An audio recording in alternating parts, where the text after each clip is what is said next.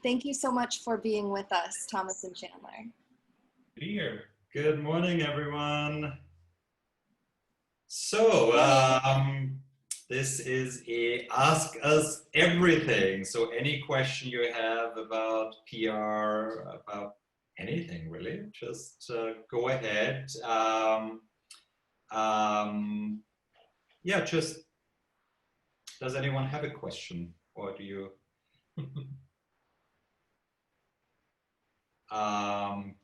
Then maybe we'll start by talking about what we do as publicists, because I think there's often questions we realize when we talk to organizations or universities. Okay, that, I'll take date for you. Okay. Yeah. I think it's okay. Yeah, so there's often questions: when do hire publicists? What do we do? What kind of campaigns do we do? So maybe we should start about that. Sure, yeah. I mean, so what we do publicity and promotions for composers, music supervisors, songwriters, classical writers, record labels. We work with music festivals, music conferences, and anything that really has to do with music in film, television, video games. But we're primarily known as composer publicists because that's our most high-profile clients that you get to see the most of. Obviously, notably, Hildur Guðnadóttir last year, who was caught everybody's attention.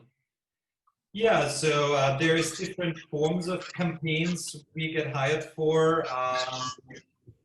One is if you have a film festival. May I just ask everyone to mute their microphones unless you ask a question, and that way there's no interference. So yeah, one of the campaigns we do is for, if you have a film at a festival, let's say you have a film that goes to Sundance or Tribeca or Toronto Film Festival, and that's usually a rather short campaign because your film goes to the festival and then might be sold there, and then it takes a few months for a theatrical release, so there's really not much we can do in between. So we really only do a 4 to 6 week campaign preparing for the festival and then support at the festival. There is PR around it. We help with getting your information to the film PR team, making sure when the film is reviewed, there's also 1 or 2 sentences about the music, which, you know, journalists often forget that the film PR team, they're so hyper-focused on the film itself, on the director and the actors, so we make sure, you know, the music is also included. We help at the festival with events, red carpet support. We do create a lot of music panels also. From Sundance to Cannes Film Festival, we started the first music panel, and you know, we make sure music is represented at all those festivals also. Another campaign we do, of course, is a premiere. It could be a video game premiere, a theatrical premiere, television premiere, and that's a bit of a longer campaign because we need some more time to get ready. So that's usually a 2 months campaign. And then album releases, it could be a soundtrack, but also especially now during the pandemic, a lot of composers wrote solo albums, so we help with releases there. We also work with record labels. We do PR for Various Saraband and also support other, you know, from Water Tower Records to Lakeshore, Milan, Universal Music. And then, of course, there's award campaigns who are longer campaigns. You know, Oscar campaign will sometimes start in Toronto early September and go until the Oscars, and it's late this year, it's in April. So those are the main campaigns we are doing. When we meet with a client, and I think it's, you know, we always want to make sure not every campaign is right. And I just want to give the example of Hildur, who I met almost, well, 3.5 years ago at Cannes Film Festival. We had lunch, we really liked each other, we clicked, and we said we do want to work together in the future, but it has to be the right project, you know. And then, you know, you know, she did then Sicario, she did Tom of Finland, she did Mary Magdalene, but there was always some reasons where we felt like, you know, this might not be the right time. And then Chernobyl and Joker came along and we thought, yeah, this is the right time. So, you know, sometimes you might have projects and I think we're really good at that when we meet clients. You have to look at the project and see what can I get with that. Not every project might be featured in Variety or Billboard or Rolling Stone, but then there might be some smaller blogs that will write about it. So you have to always ask yourself, why do I want to do PR? Why do I want to hire a publicist? Or even if you do it for yourself, ask yourself, what is my objective? What is my goal? What do I want to accomplish? Why am I doing that? And then I think once you have your goals, once you have your objectives, it will also inform how to go about it. Do I hire a publicist? Can I do something on my own? Can I do my own social media to support that project? But I think the first thing always you have to ask yourself when you want to promote something, what is my goal? Why am I doing that? Do I want to be known more with fans? Do I want to find an agent? Do I want to get industry exposure? Do I want to attract filmmakers to see my work? You know, it's be very specific of what you want. And the same with social media, you always have to have a goal, an objective, and then the plan will follow that. And then the other thing that we do once we start working with a client, and I think also that's something that you can do on your own. You know, we hardly ever go out and say, okay, so there is Pinar Toprak, she wrote this score to make millions. Would you write about it? You know, if we write that to an outlet, they would not write an article, they would not be interested. There's always a story behind it. And when we start talking to composers, everyone always says, well, no, I just got the gig, I sit in the studio and that's it.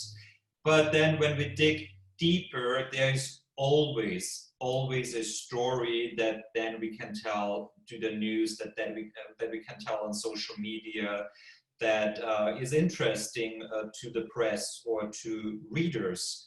And you know, it could be something like, you know, with Hilda Gunnardóttir when she did Chernobyl, that she went to the power plant, that she brought her instruments, that she recorded the sounds of that power plant and included that in the score, that she had to leave some of her cables, materials there because they were radioactive and she was there in this like white suit.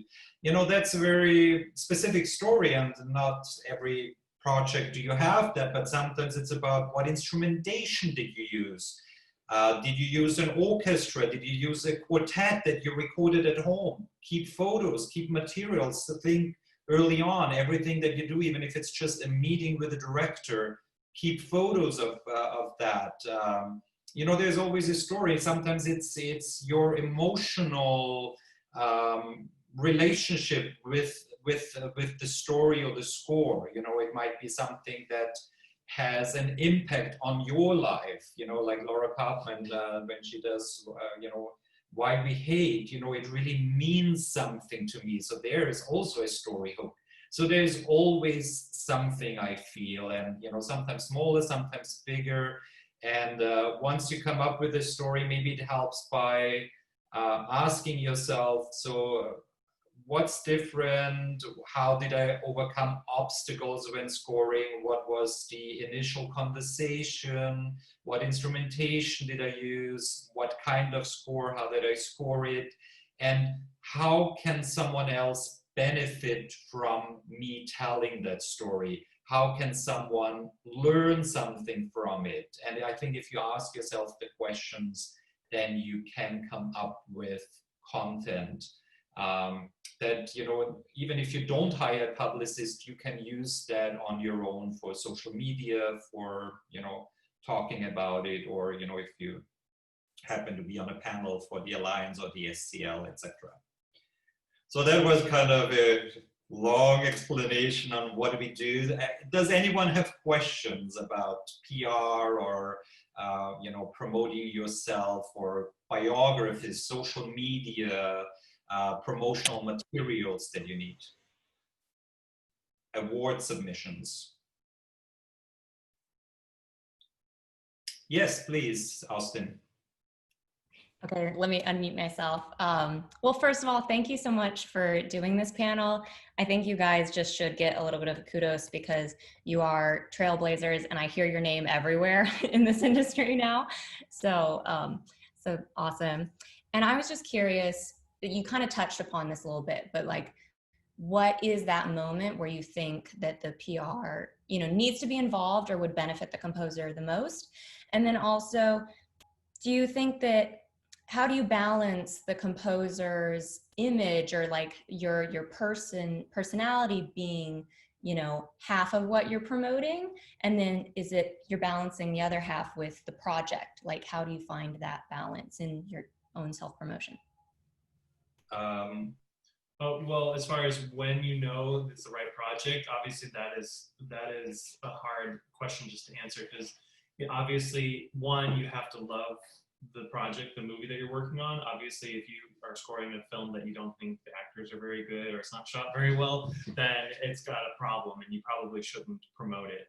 But if you love what you wrote, if you love the music that you did, if you like the story that's happening, and it's landing in one of these scenarios where it's going to Sundance, Cannes, Toronto, or any of these major film festivals / a studio film, obviously, is another thing where it's coming out theatrically, then give us a call. We talk about it. We research a little bit about what we call the buzz level of like how much media is talking about this project, how many articles are already being written about, the casting and how it's rolling out because everybody's excited about it.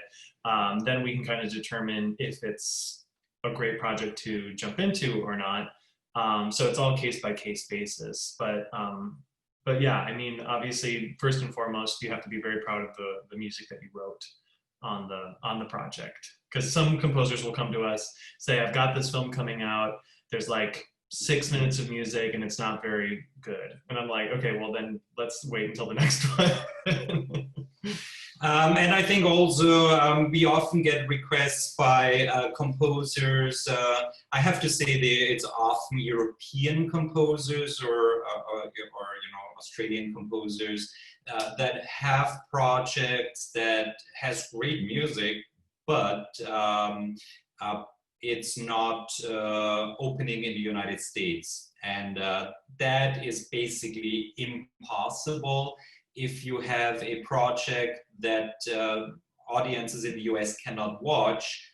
The press would not write about it because they want their readers to be able then to watch the project. And so if they would not write about a film that came out in Germany, even if it gets buzz there, unless people here can also watch it, or it might be sent into the race for best foreign film or so. So basically, the media is really only interested if the viewers can also watch the project. So sometimes we can work around it, or it could be a release that is rather small, which is also more difficult. But then maybe Lakeshore or Milan does a soundtrack release, and that again gives us a way to talk about it because then you have the soundtrack fans, then you have people review the album, you can talk more about the music, you can do an exclusive track placement. So, it's also sometimes, I think it's getting easier now, so it's certainly something I would encourage you, if you have a film and you have the rights and the tracks, they're mastered, talk to one of the labels first, approach them, and if not, look at into the options of self-release or putting the music on Spotify. I think it's a great promotional tool. It's not necessarily something you make big money with, if at all, but it's a promotional tool, and it's also to get your name out there, to have your name out there on Apple Music, Spotify, etc. Claim your artist page on Spotify. It's also something that a lot of composers don't do and forget about it, and you just need your name out there. Yeah, by claiming your Spotify artist profile or your Apple artist profile, you can control your photo that comes up. You can have a cover image if people go visit your artist page. You can have a bio and your social media links on Spotify and stuff. So if you are an artist that is on these stations, definitely do it. And then your other question about balancing the composer's personality versus the project, most of the stuff is project leaning, because that is what the media is writing about, the film coming out, the TV series coming out or whatnot. And it's called pegging. They peg it to a date in the calendar when people will relate to it. So, this film is coming out in theaters, so we're going to peg the story to that date. And the story might be more about the composer and everything, but it is always leaning on the project as far as timing of everything. And then, the personality, just as Thomas was saying earlier, is all about the story about how you came up with music or how you got involved with the project or whatnot. So that will come out in the interview process or whatnot, as far as what makes you as a composer unique and stand out differently than everybody else, I guess. Yeah, we hardly ever do PR for a composer just to raise his profile if there is no event that we can use. I mean, the event obviously could be, it's most of the times it's a release, it's a premiere, or having a film at a festival or running an award campaign, but it could also be other objectives. For example, you might,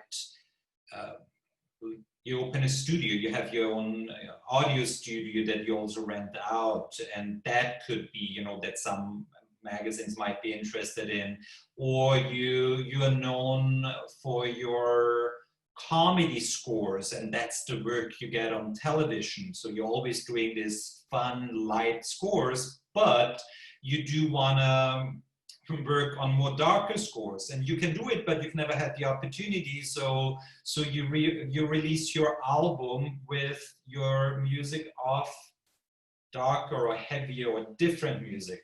Or you're known for your orchestral scores, but you want to do more electronic. But, oops, sorry. Rolling on the top. I was rolling back and this one sat behind me. So you might want to do an electronic score and have a self-released album, and we can help with that. Or, or you work on a cause. So, like Laura Kaufman got voted into as governor into the academy. It doesn't always have to be a premiere. There's also other things to talk about, And well, I'm just opening up for more questions if there's And don't raise your hand, because I don't think I see everyone. It's 2 pages, so just open your microphone and ask a question, please. Otherwise, we might overlook you. Yeah, and I wanted to say that if anyone wants to write a question into the chat, I can read it out. But yeah, don't hesitate to unmute yourself and just ask your question, especially if your video is off, just so that we don't miss you. Yes, I have a question. You were talking about self-releasing soundtracks, and I was wondering I'm not sure if this is the right question to ask for you guys, but if you have any advice about self-releasing a soundtrack and how you actually do that. And then also, as a separate question, I was wondering, in terms of photos and branding, you were talking about kind of taking control of your artist page. How important is sort of the photos that you pick, the typefaces you pick, those sorts of branding decisions? I'll start with branding, and can you talk about something? Well, so the branding, I think it's one of the first questions that I think you need to ask yourself, and I think it's something as an artist, because we all evolve as human beings, but also as an artist, I think you go through cycles, changes, your artistry might change. But it's always important to ask yourself, and I think before you hire a publicist, to kind of always ask yourself, who am I as an artist? What is my niche? what is, and a lot goes into that. It's your look, it's your music, it's your instrumentation, it's the kind of projects you're doing.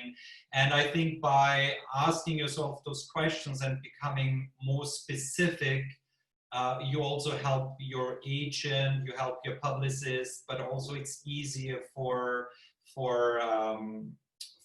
filmmakers to grasp you. And there's often this fear that once you become specific, that you might exclude yourself from other projects. So an artist might always say, I can do everything, I do everything, why wouldn't I? And while that might be true, and I do think, you might be better at some things, and your passion might also be to certain projects or styles. In the industry, it's easier if someone can grasp you and know what you're about. Hilde Gunnadottir is hired because she's Hilde, she has her sound. It's not because someone likes Hans Zimmer's sound and asks her to do Hans Zimmer. And that's what we see more and more in the industry, that the more individual you are, the more you know about who you are, the easier it is. And so that's a question you have to ask yourself. And just because that's your style and that's your niche today, doesn't mean it will stay like that for the next 50 years, because you do grow, you do evolve, you do add to it. But you need to start somewhere. If you ask yourself those questions, I think the promo material will come out of that, because then you also know, what kind of photos do I have? Do I have a photo of me in nature? Do I have just a straight headshot? Do I have a promo photo that is me in front of an orchestra?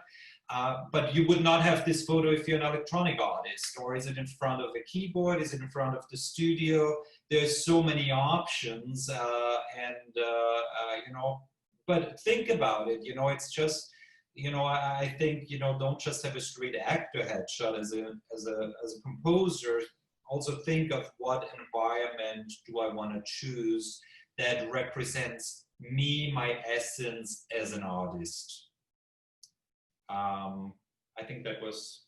Sure. And then soundtracks, obviously the first question you need to know is, do you have the rights to release it yourself?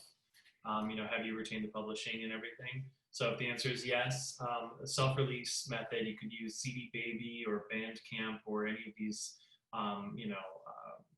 platforms that then aggregate to iTunes and Spotify and whatnot. And if you're releasing yourself, obviously you have to come up with your album art and make sure you input all your metadata and everything like that, which you can just research kind of online of what all that means and how to do that. But I think obviously it starts with, if you're allowed to, and if you're not allowed to, just start asking the production company and just see if that's possible.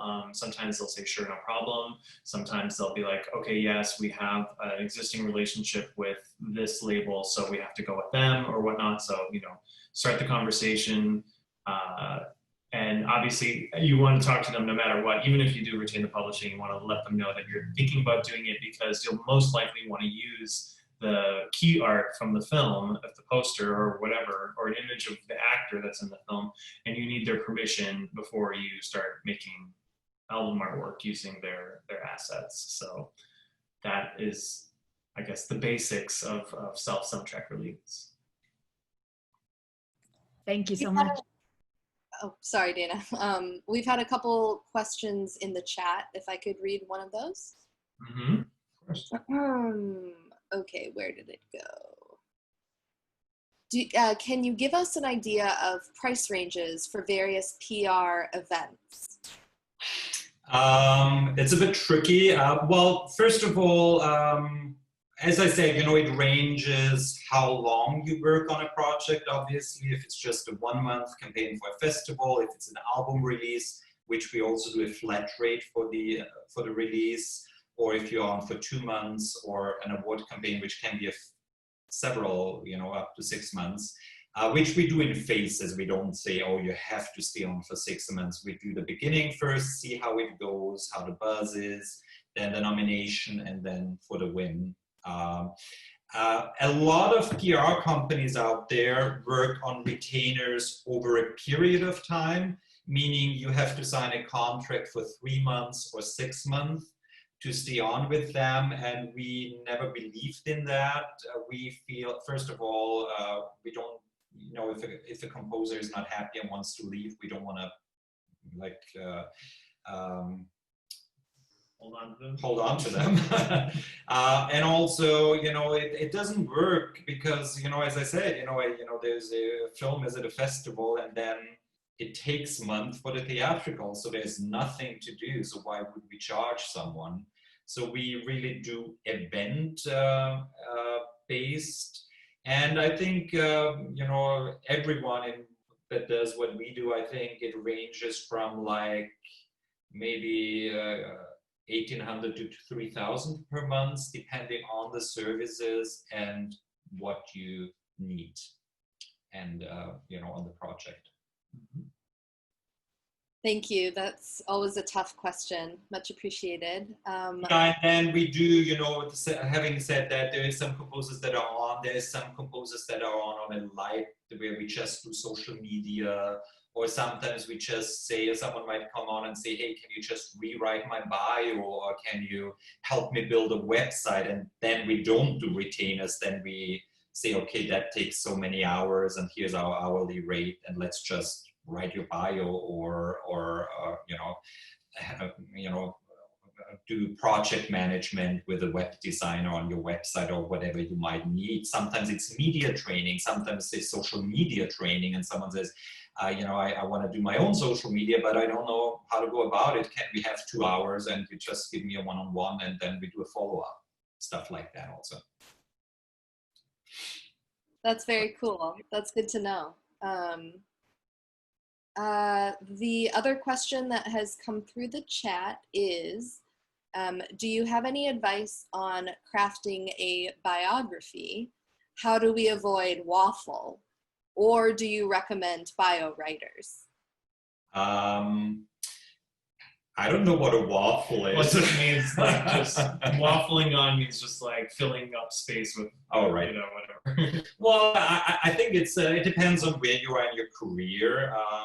You know, if early on in your career where you might not have as many projects to talk about, you might have to fluff it up a bit, and then you streamline it the more projects you add. Would you hire someone to write it? It depends. On some people are really good writing about themselves, and some people have a blog writing about themselves, but it's easier to write about someone else. You know, like for me, it's easier to write a bio for a composer or even for Chandler than writing my own bio, because it's so, I don't know, I'm not nervous, but there's like this block. So that depends on you. I like bios, a lot of composer bios that we look at people that come to us start with a bio. So, you know, so-and-so is a composer or is an award-winning composer who has a passion for music. That's why he became a composer, and then he went to this school and blah, blah, blah, blah, blah.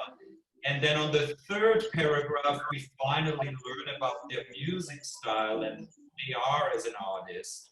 So I like bios that in the first paragraph or the first 2 sentences, I get to know who they are as a person, who they are as an artist, what their music style is, what differentiates them from other composers. So, you know, I always like to start with that. Then in the second paragraph, maybe talk about the main projects, their, you know, projects they're proud of. And then I like the education towards the end. Not that it's not important, but it's not necessarily why someone would hire you, and people don't have that much time, so they need to read through everything. So I like education towards the end.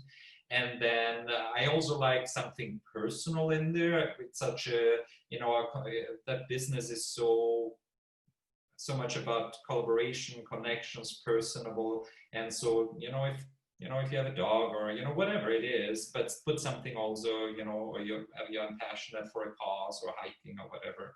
But I think just one sentence, it makes you a human being. I like bios, I always do them in the third person. I don't like them in the first person, just also for practical reasons. People might need to copy and paste it because they need it for an article or they need it for production notes. If you do it in the first person, they need to rewrite it. So always do it in the third person.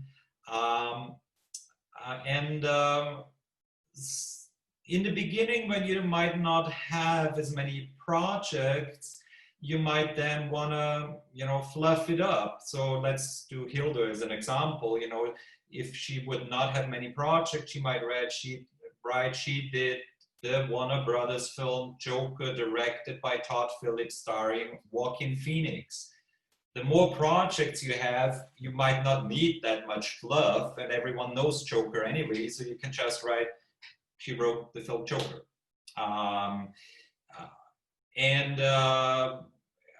You can also maybe put some quotes in there if you have a press quote or a director, if you don't have much content, but a director gave you a nice compliment, you maybe can put that in there. You can talk about collaboration.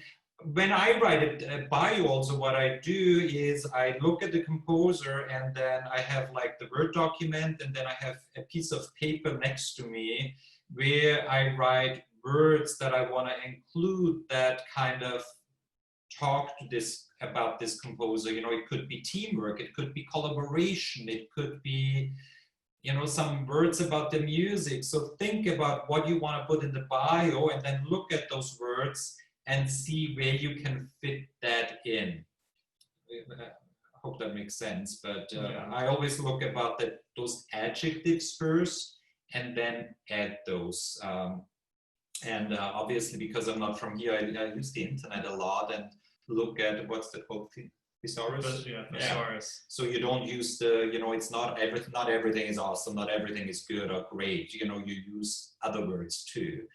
So also in the beginning, a lot of young composers, you could also write about, I think we all, every composer has a passion for music but it's not very specific. So really think about why, what or who are your idols, what music do you like, so if you don't have many projects, you can also write about that in a bio because it might inform also who you are as an artist. Did you get into scoring because you like a composer like John Williams who does orchestral scores, or someone that does more electronic, or someone that is more simplistic, so that kind of also informs who you are as an artist, I think. So you could also put that in. So there's so many elements you can put in a bio, and then the more successful you get, the more content you have, you can take that out. Put in if a film was at a festival, and especially if it's a known festival. Well, if you have, if you win an award, you can put that in the bio. If often, young composers, they might meet a director at university and then they collaborate on a second project. So if you put that in, and especially if you work over and over with a director, I think it's a nice way of saying, I'm a good collaborator. People stick with me because they like working with me. They like being in a studio with me. I'm a nice person in the studio. Basically, that's what it says. I'm good to hang out with. People like my talent. Don't be afraid to steal from other people's bios too. Yeah. Like Thomas said, pulling words. Sometimes that means just seeing a word in your friend's bio and being like, oh, that's a good word. I'm gonna use that in my own. So just don't be afraid of that. Yeah, Google biographies and Google biographies of directors, and and make sure a bio is not a resume. A resume is different to a bio. A bio, there is more freedom to it. And be strategic about it. You know, again, you know, you might be a horror composer and those are all your credits, but you want to do also other stuff. So, you know, you might want to do an indie film at Sundance. So maybe you put that in the bio somehow. You know, I mean, you can blatantly say my goals are, or you know, you can say she's currently working on, or you know, you can somehow put that in. But also always know where you want to go as an artist. What is my short-term, my long-term goal, and put that in everything that you write in your bio and interviews. People need to hear what you want to do so they can give you the jobs. Any other questions? We have had 2 more questions in the chat, but if anyone wants to ask a live question, I don't want to get in the way of that either. I can tell you that one question is, what do you like to see in a composer's website, and what do you not like to see? And then there's a somewhat related question about social media. What are some common mistakes or missteps that you see composers make on their professional social media? So I think those are kind of related questions. You want to do the website? Sure. Website, I feel what I like to see is, well, first of all, the website has to have just these common denominator things. It has to have, obviously, music that I can listen to. It has to have your photo so I can see what you look like, and a mini bio at least. It doesn't have to be an extensive bio. Also, please note extensive bio, because it's like nobody has time to go to your website and read like 3 pages of information about you. So yeah, music, photo, a little bit of information, and your contact information of how to reach you. That's like the basics of what a website needs to be, because it's important that everything has those elements. Everything else on top of it is extra video content. I don't really care for, because that just means you are expecting people to spend more time on your website than they probably have. So when it comes to like a blog or a news section or all of this stuff on a website, most people use social media for their information. So to have a blog, it's fine, but make sure you're updating it regularly. And if you're not, then like if your last update was 1.5 years ago, then it looks like, you know, you passed away or whatever. You know, it's just like they're you know, or same with the news section or whatever. If you're not constantly updating with information like you do on your own social platforms, then don't have it on your website. And then if you do have social media platforms, make sure you link to them on your website, so that if people are on your website, they can see, oh, they're on Twitter, they're on Facebook, they're on Instagram, whatever, and they can go see your platforms that way. One thing I want to add to the bio, which Chandler just mentioned also in the news section, if you have a bio and it makes references to a date, for example, in spring 2019, she scored so-and-so, or her film so-and-so will be released, and now we have 2020, and I still have a bio that says in 2019, it gives me the impression you haven't worked in over a year. So either avoid those references, or if you do references, make sure to always update it, especially if you put your bio on IMDb and you have an IMDb Pro account and you can update it yourself.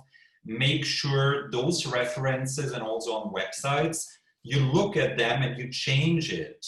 I would totally recommend an IMDb Pro account. I think it's $144 a year.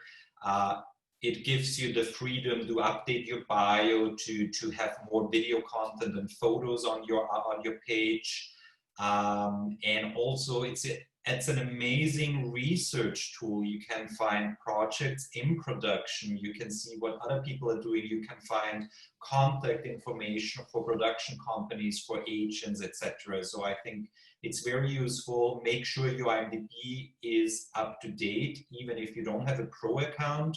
You can add the projects you've been doing. You can just go on the project side and add yourself as a composer.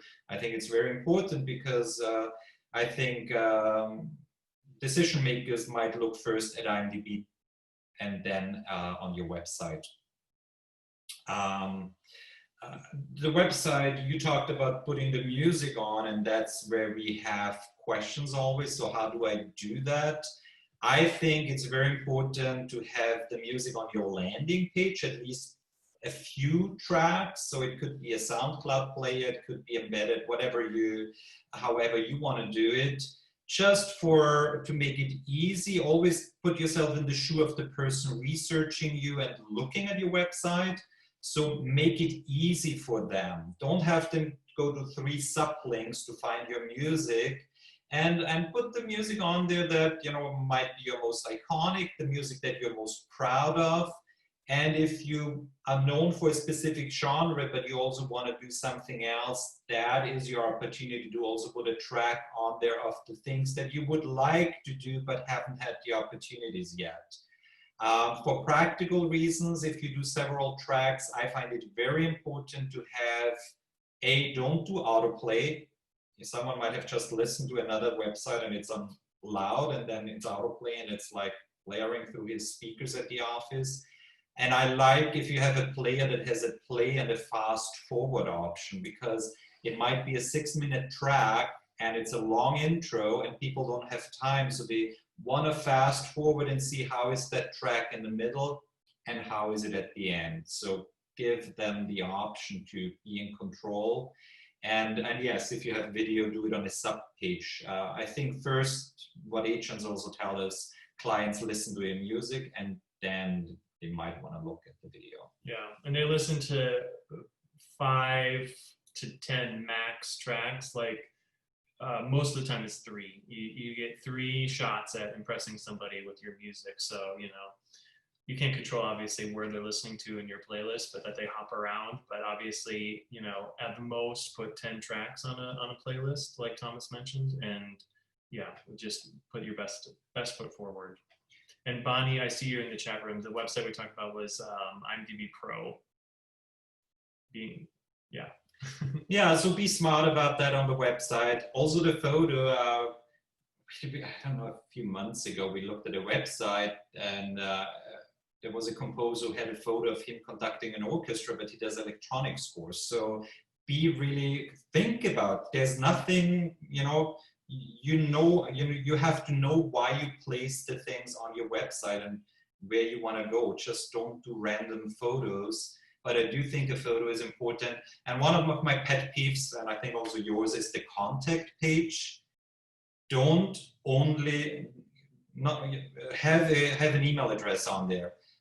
Don't just do contact forms. It takes time to fill those out. And if I'm researching someone, I fill out a contact form, it goes to you, but I don't have anything in my sent folder. So there's no reminder to follow up with you because it's not in my sent folder. If I have an email address, I can click on it. It opens in my mail program. I send it to you, but I also see what I wrote to you and I can follow up.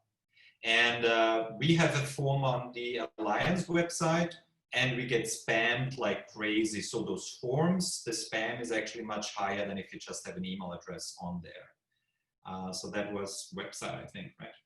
Mm-hmm. Social media, we talked about that. It's the same thing. What's your objective? Why are you doing social media? Oh my God, we could talk so much about that. The one thing about social media that I find is often overlooked, we see social media as a promotional tool in which we have to share what we do. And I think it's much more than that. If you only do that and constantly write about you and how great your music is, it becomes a one-way street. And I think social media is about sharing and listening and looking also what other people are doing. It's a great tool to research. There's, especially on Facebook, there's so many groups you can join, that you can participate in, that you can learn from, that you can, and get out of your composer circle. I think it's important to join groups like Alliance, Interlude, Perspective, etc. But you're in your studio and then you hang out with other composers, so you need to expand your circle. So join I think being in this business, you should also reach out to other below the line crafts. You know, it's certainly doesn't hurt having music editor friends, or, you know, just talking to them, editor, picture editor, cinematographer, because it's a teamwork, it's collaboration, and you all love movie making, hopefully. So also make sure to connect with people, join a directors forum, you know, see what directors are up to, you know, women in film, film fatale, but don't only stay with composers. If you go to Sundance or Cannes, there's so many groups on social media where you can, even before you go there, get information, talk to people, and then you go there, you meet up, you help each other. There's postings about housing, about events, and you see what directors are up to, or cinematographers, etc. So get out of your comfort zone and use social media also to, you know, not every post has to be about your work. You can also say, hey, be always honest and genuine, but talk about, you know, a film that you like, the television show you like, a score that you like. It doesn't hurt to compliment and lift up another composer. I think it's a great thing. And the same with directors. You can tweet at them, you can tag them on Instagram, and honestly, genuinely tell them what you thought about their work. For me, the only no on social media is if you like something, post about it. If you don't, I would keep the opinion to yourself, especially if it's about how someone directed, how someone shot a film, how someone composed. You know, there's always a million different ways you can write a score, you know, but if you like it, lift them up. And if you don't, there's no need to go there. It's a waste of time because the score is written and it's out there. Just focus on your creativity instead, I feel. That's kind of my main social media. Questions we often get: should I do artist page versus personal? You know, I think the thing with an artist page, unless you come from that background and you already have an artist page, it takes a lot of time and effort to build a fan base. And oftentimes you start by tagging all your friends that you have already anyway and say, join my artist page, but then you have to post double and they get all the info double, and it's your friends that follow you anyway. So unless you really feel like, you know, like a Bear career, I mean, there is people, Lorne, that have a fan site and that actually have that following. And once you get over 5,000, you need that. But yeah, I don't, you know, for most people, I think a personal page is quite all right on Facebook. That was one of the questions that had come through the chat. You read my mind. Someone asked if you recommend a composer having a separate professional social media account, or if personal and professional should be one, which I think you kind of just to. It just, you know, if you have the time, it takes a lot. You really have to cultivate that page. And don't, you know, and then also as your business page, follow other pages, follow organizations, etc. I mean, with Facebook also it is, you know, that's why Instagram and Twitter, it's easier to share things on Facebook. They want to get paid for everything. So, you know, the algorithm, unfortunately, you need to, you know, to really be seen by a lot of things. Then by a lot of people, you need to pay for it. But also, you know, you can always do advertisement on Facebook. You can, you know, and then you can be very specific who you want that article to be seen, etc.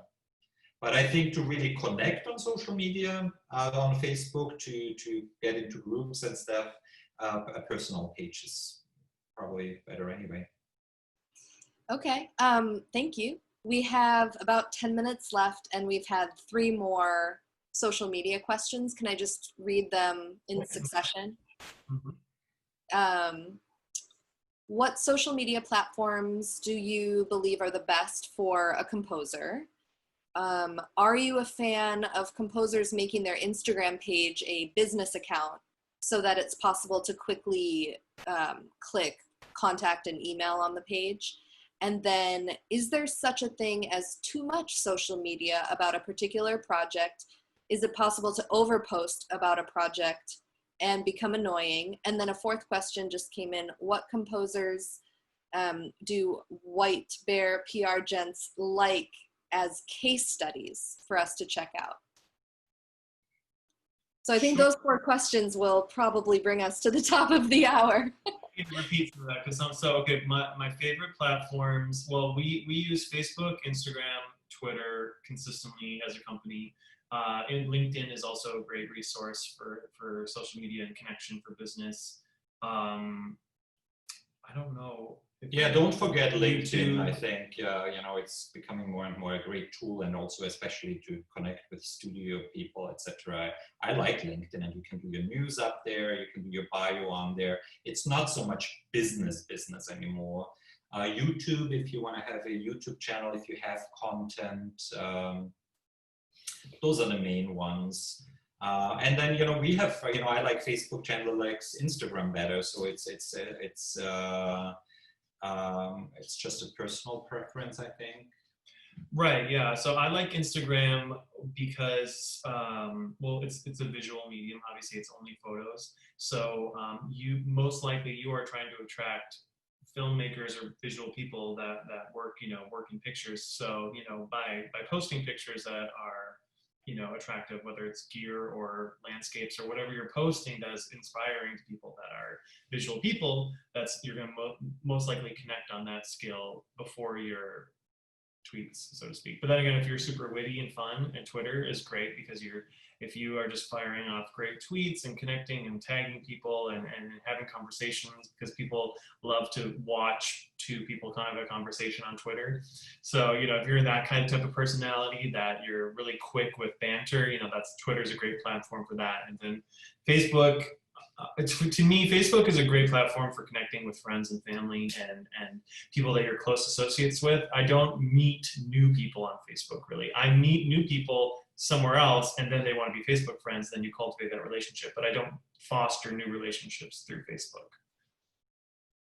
I think Twitter is great if you, as I mentioned, you want to get in touch with a director, or even, often with journalists, we do that over Twitter, and, and even get the contact info, make them aware of trends or, what's new.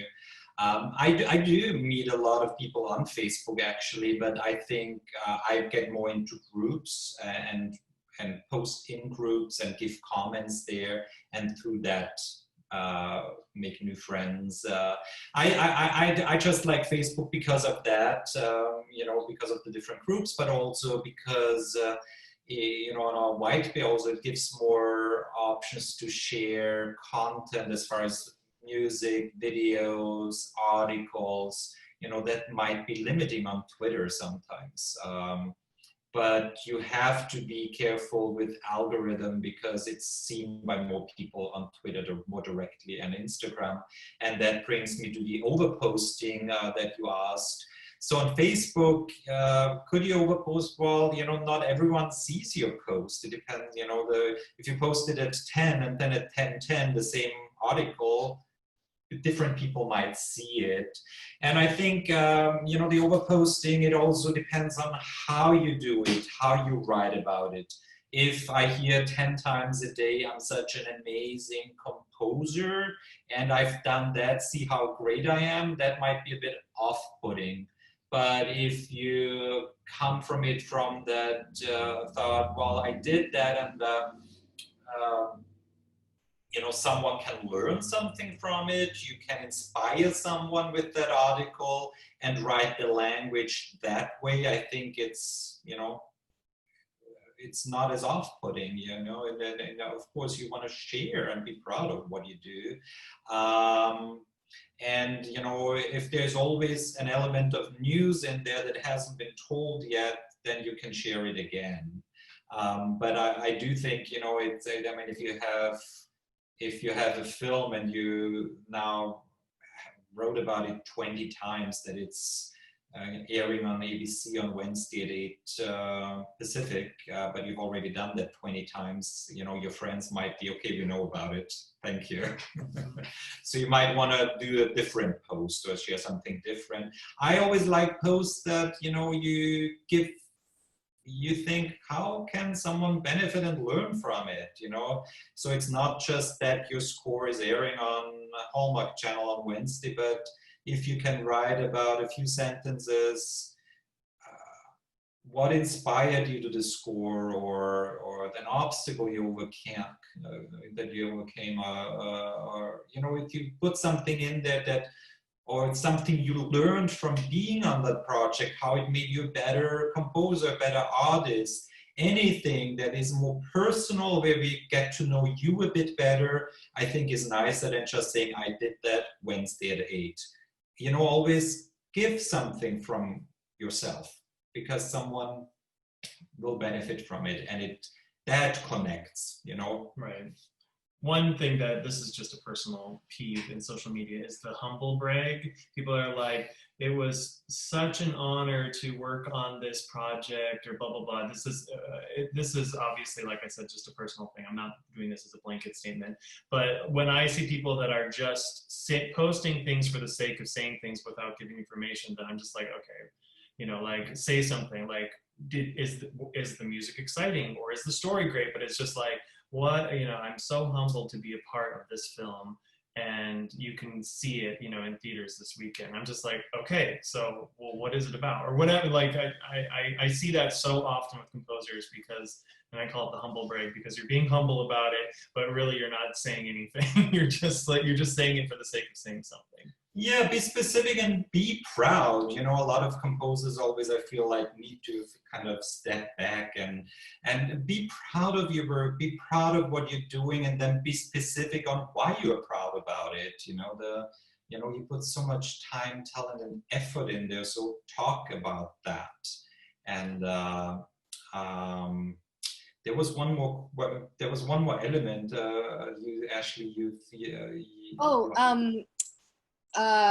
Somebody asked if you had any case studies to recommend. I think of composers who have done social media or promotion, public relations particularly well.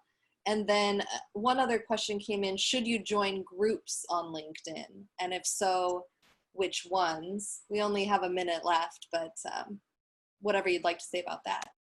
Well, I mean, as far as case studies, you know, for social media, that really depends on you. Not everyone is like this outgoing social media person that is great in coming up with witty posts all the time. So you need to be who you are, and that's what you also bring to social media, and you do what works best for you, and that will inform what platform you join. And will you be someone that posts more about yourself, that has fun posts, or will you react more to other posts? I mean, Bear McCreary, I think, is great on social media. He has a fan following, so he's certainly someone, but that's his personality. He's not trying to be someone else. He's not putting something on for the sake of social media. That's who he is. I think, you know, and then Alan Menken and Danny Elfman, they're more personable maybe. They're, you know, sharing more about their gigs, about what they do, but also personal information. So it really depends on who you are as a person, you know. So do you have any? I like Rod Simonson's Instagram profile because he's a visual artist as well as a composer. So he posts really compelling visual stuff. I'm trying to think of, I like Danny Mulhern. He's a UK composer on Instagram and Twitter. I like his content. He's very curated. He only does like black and white content, and you'll see that he's curating his content very well. Who else?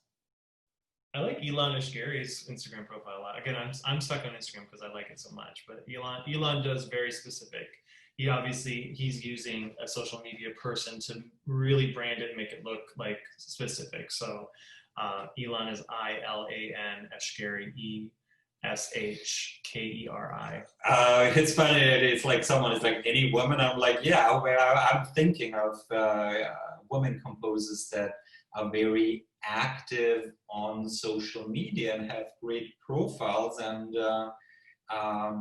you know, I mean, I often look at Anne-Catherine Dern because she is active, and she also does her educational videos, which I think is awesome. It's a great way of giving back and connecting with